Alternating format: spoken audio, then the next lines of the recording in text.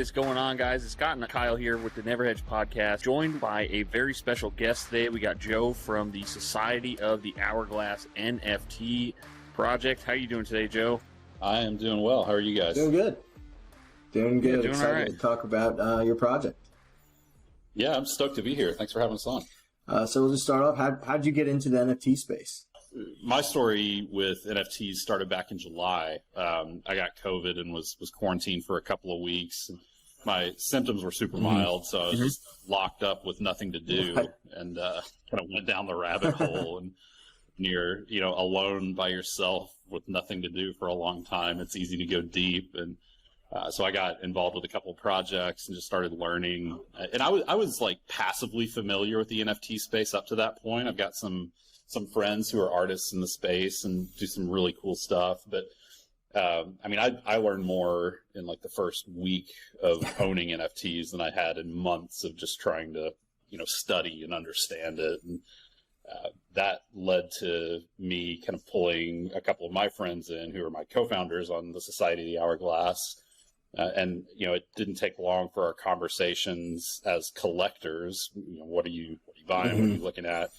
To turn into, well, what would we do if we were to kind of make a go at this? And that kind of one thing led to another, and here we are a few months later getting ready to drop this project, and we're super excited about it. That's awesome. Is this your first project that you guys have tackled?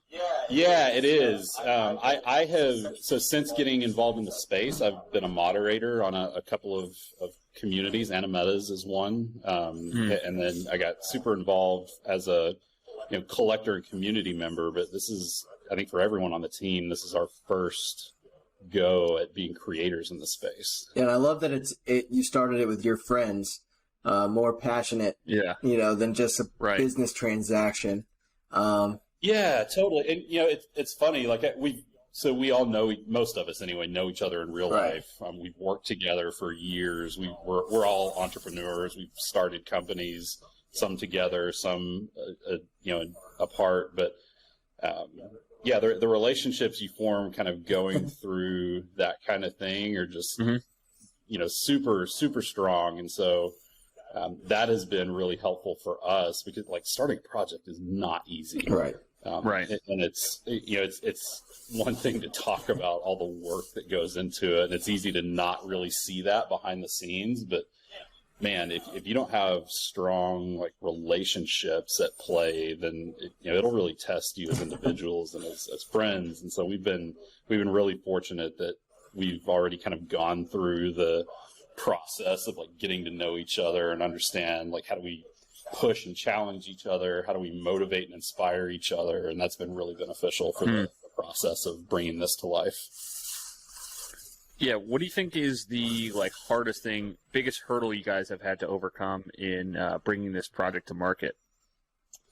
Yeah, that's a great question. I would say probably, and I think most on the team would probably agree with me, it's some combination of trying to figure out how to cut through the noise, because there's a lot of it right now, and also just keeping up with the speed of change in the market. Oh yeah, right. We started this project kind of right around the tail end of the summer run that we all had, and if you had a time machine in real life, this is not the time you would go back to start an NFT project. Right.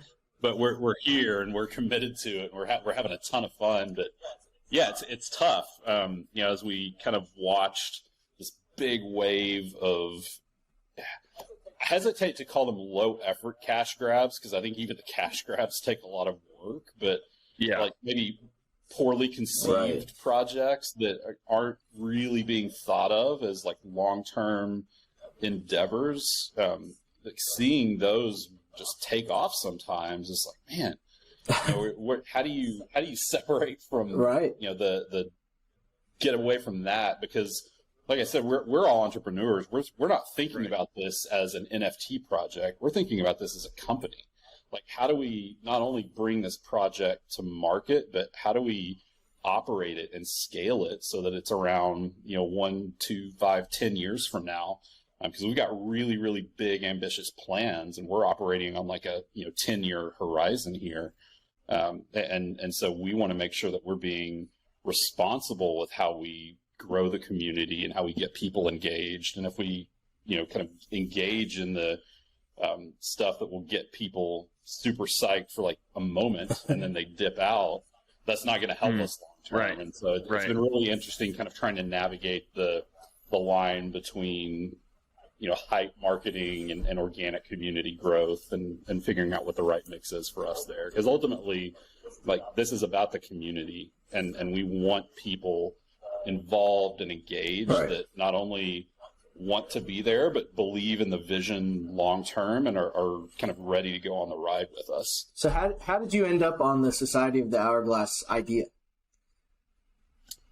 Yeah, so we knew a couple of things going into this. One, so some of our team members are artists, even people not on the art team, and creators. And so we're all kind of natural storytellers in a way. And so we knew we wanted to have a very like narratively rich project. And as we started talking about what that might look like, we knew we wanted to have some like real world utility. So one of the things that we are doing is creating an illustrated seek and find book, like Where's Waldo? Oh, that's super cool. And it's going to be awesome. And our lead artist, Mike, has done some of those in the past. Like he's a phenomenally talented and published children's illustrator.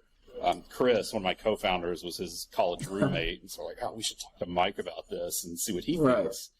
And so he got super excited. And so anyway, we started talking about like, okay, how do you, if you were to bring story to a component like that, like what are all the different potentials? And so we started thinking through this idea of kind of the foundation for the story of the Society of the Hourglass. And we're kind of in this moment of striking a balance. We have a vision and an idea for the story, but we're also really getting ready to kind of push off on a community effort to build that out more substantially. So we're kind of establishing like narrative pillars that we will then navigate through as a community. The gist of it is that the society is this kind of omnipresent organization that's always existed through time. You've got famous historical figures, our competitors in the collection, who are kind of vying to join the society. And at some point, the portals through time that they're using to navigate all these different eras get stuck open. And so you have normal people starting to come through. So in our collection, you'll see like time-swapped characters on the generative sides. You make like a cyberpunk cowboy or, a ancient Roman centurion, like a feudal Japan trait, things like that. That's very cool. And so that's kind of the crux of the story. And so the competitors have to kind of stop the competition to join the society and then figure out like, how do we close the portals? And that on the other side of that is thinking about like the future of NFTs. We very much believe Web3 and NFTs are here to stay. Like this is world-changing technology. Sure. Right. I think in general, I think we all kind of feel like we're in the like mid 90s moment of the early internet, but with Web3. So if those things are true, like how do we play a significant part in onboarding the next generation into NFTs? Because if you look at the size of the market right now, like that big, right? It's super, super small. And so as Coinbase opens up their marketplace and brings on their millions of users, other players come in and people start learning more and more about it. There are a lot of paradigms in the space that are not great right now, both from a just financial standpoint, even like mental health, the engagement. It's super easy to get sucked in and just kind of lost in it. So we want to use the Society of the Hourglass as a vehicle for teaching and educating people, not just about the past through these characters, but also through the future and what NFTs are and how, they can play a role in like everyday life as they go more mainstream. Right. So we're weaving that type of narrative into the story of the project and have lots of ideas about how we're going to do that, but that's kind of the gist of it. Yeah. And so you just went over quite a bit. If you had to pick one thing that you're most excited about for the project, what do you think that would be? Yeah. So, I mean, outside of the obvious answer of just like bringing it to life, right? There's probably one thing. So we're working on an animated series. Really? It's going to be a ton of fun. And, you know, it's interesting. Like a lot of projects will talk about doing that. I think, especially over the summer, you saw like every other project coming out is doing an animated series. Mm-hmm. And so one of the things, like that was actually not on our roadmap initially. Okay. We had this idea of like, hey, we believe there's potential for that type of storytelling mechanism here, but that's also super ambitious. And one of the things that we know as entrepreneurs is like, you need to have the right people in the right positions to make things happen. And, for sure. And that's not a skill set that we have on our team right now. Right. Well, through kind of chance, I got connected with this production partner, Jump Cut Media, through another artist friend. They were getting involved in some things. And so we started talking, and it kind of greatly accelerated our approach here because they fell in love with what we're doing. And they have this mission to like bring Web3 to Hollywood, and they're focused on community-led storytelling. So we started talking, and like we've signed an agreement with them. They're coming in. They're kind of joining the team in the capacity of leading community storytelling efforts. We've actually got an AMA on tomorrow, on Thursday, to kind of kick off that process with our community. And that is going to culminate in a pitch that they take to their Hollywood contacts. And Jump Cut has shows on like Netflix and Disney Plus. They worked with Family Entertainment in the past. Like these guys know what they're doing. So us signing the agreement with them and saying, let's go do this, was our way of signaling not just to the community, but even to ourselves. Like we're serious about this. This isn't some, distant like roadmap item that maybe we get to if we sell out the collection. It's like, no, this is a part of the vision and the plan, and we're going to start working on it today before we launch. I love that. You brought up community a few times. What comes with being part of the community of the Society for the Hourglass? Yeah. So we're very much in the process of kind of building and growing our community, and we're finding different ways to do that. So there are a couple of things that are important to us here. One is that we want it to be a very like collaborative community experience. So whether that's participating in the process of establishing the lore for our animated series, which will also influence, books. I mentioned the illustrated Seek and Find book. Like that's not a one-off thing. That's the first in a planned series of things. We're having the community contribute ideas not only for the story, but even like character interactions. When you think about a spread in a book like that, you've got probably 200 to 300 characters on any given page. That's a lot of opportunities for small little stories to be told in the character interactions. And we've got a ton of really fun, just goofy, kind of over the top ideas. And so we're doing things like that. But we also want the experience to be valuable for people that maybe don't have the time to spend or aren't interested in engaging in that, because that's not for everybody, right? Sometimes you just want to hold and kind of see it play out. And so we are thinking about what the experience of being a collector looks like outside of being an active participant in the community. We've got a Mint Pass collection, the Cabinet of Curiosities. So we've kind of gamified that a little bit. We've got 5 different items in it. They're redeemable for multiple tokens from the main collection, but some of those items also carry additional utility. So, for example, we have one called the Book of Epochs. If you minted that, you can redeem it for 4 NFTs from the main collection, and it will also give you another token that you can then redeem to ensure that one of your characters is in the book. Oh, I like that. So that the book is actually going to feature characters from the collection, and there's a little bit of a lottery dynamic. Like it's not, almost 9,000 characters. We're not going to have 9,000 characters in the book. It'll probably be maybe 10% of that or so. Right. But this is a way to say for sure, like this character of mine, like if I have my forever NFT here, I can put it in the book, and then it'll update the actual NFT very cool. with a little trait that signifies that it's in the book. And your NFT. So we're thinking about things like that and creating utility even for holding and not redeeming, and we've got some fun stuff planned for kind of gamifying that experience. We're working through the story of what it looks like to join a competitor's team post-launch, and thinking about how you kind of pledge to Team Tesla or Team Blackbeard.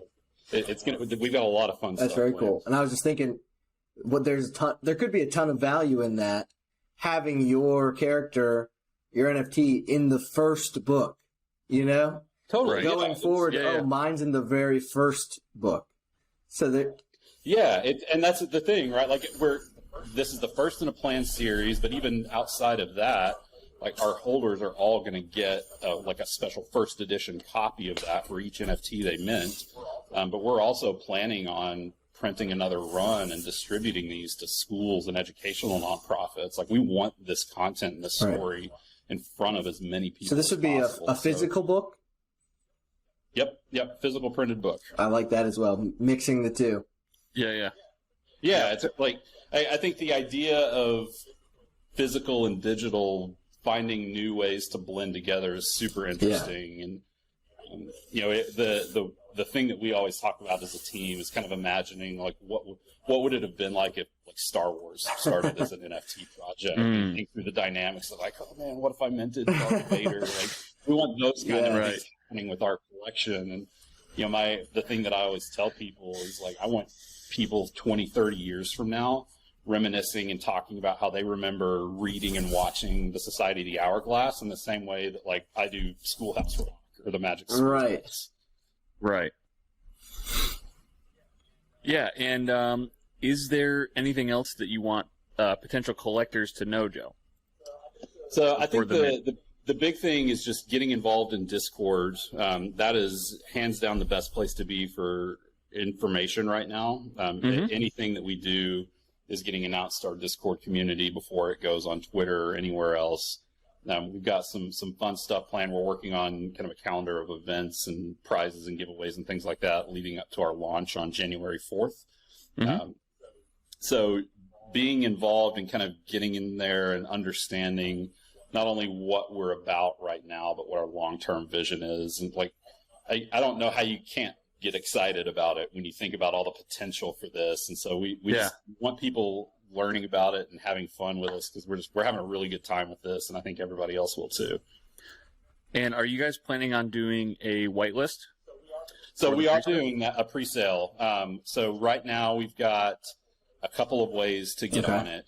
We've got a pretty low invite threshold contest. You know, we're trying to. This goes back to the earlier conversation about, like, how do you build community. I'm not a big fan of, like, the engagement farming that's going on. Right. And the constant grind. Like, the goal of our pre-sale access is not to make it this, like, super elite exclusive club. Like, we want it to be accessible, but we want it to be kind of paired with engagement. And so, you know, inviting 3 people in will get it. We also have a leveling system in our Discord server. So by kind of naturally engaging in conversation and playing some of the games on the server, you can earn it that way. And then we're also just kind of handing it out, you know, ad hoc as we see people that maybe do something above and beyond or super helpful for people in the community. Oh, that's great. Yeah. Kyle, do you have anything else for Joe? No, I'm excited about this project. I love mixing the physical and digital world like you guys are trying to do. I'm excited for it. Yeah, I appreciate it. We are too. And January 4th is going to be the big day. That's when we start minting, and we're taking off from there. Awesome. We look forward to it. Yeah, I appreciate you guys having us on, giving me a chance to share what we're doing. Of course. Yeah, of course. Yeah, man. All right, so we'll end it there. Anyways, guys, we'll throw a link to the Society of the Hourglass in the description below, so you can go check them out and register for their Discord and hopefully get on the whitelist. All right, man. Take care. Good time. Thanks, guys. Appreciate it.